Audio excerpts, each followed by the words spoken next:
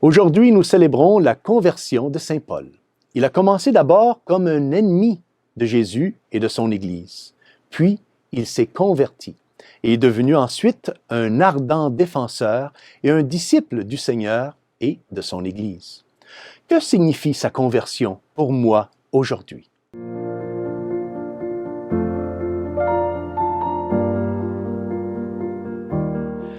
Chers frères et sœurs, Salve Maria! Dans la longue histoire de l'Église, aucune conversion n'a été plus significative que la conversion de Saint Paul apôtre.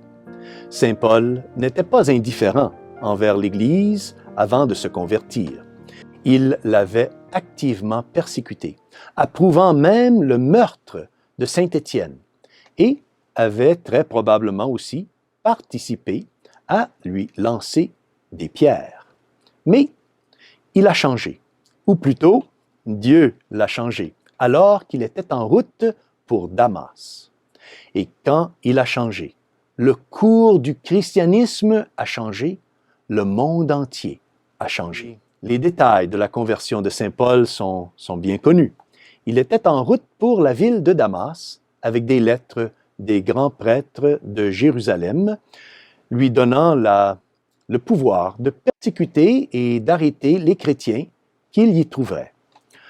En chemin, il tombe de cheval, aveuglé par une forte lumière, et il entendit la voix de Jésus. « Pourquoi me persécutes-tu? » Cette rencontre avec le Christ ressuscité a radicalement changé sa vie.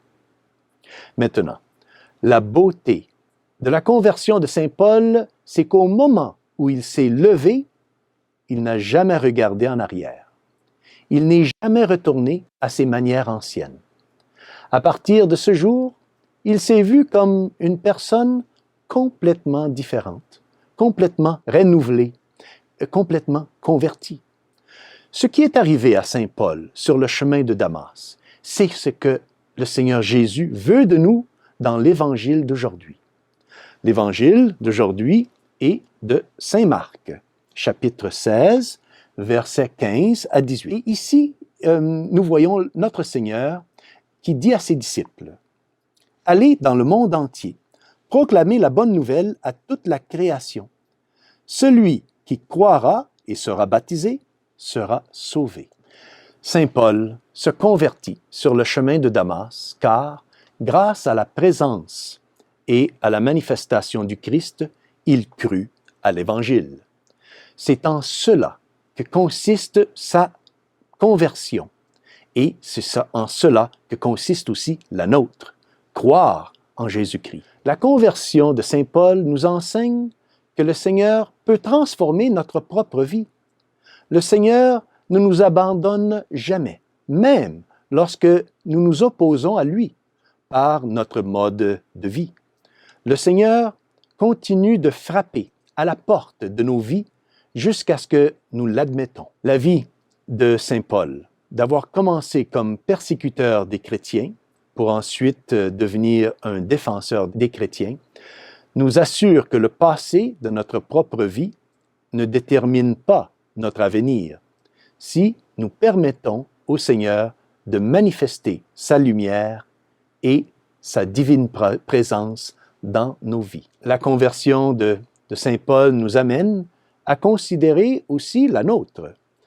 Nous ne sommes pas appelés à être seulement de bonnes personnes qui vivent notre vie ordinaire avec charité et discrétion.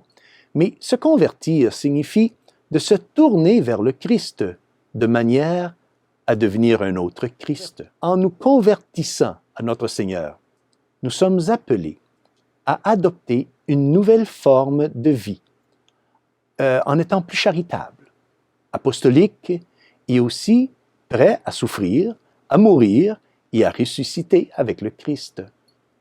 La fête de la conversion de Saint Paul est un jour où je suis appelé à entrer plus profondément dans le mystère de la mort du Christ et à vivre une nouvelle vie.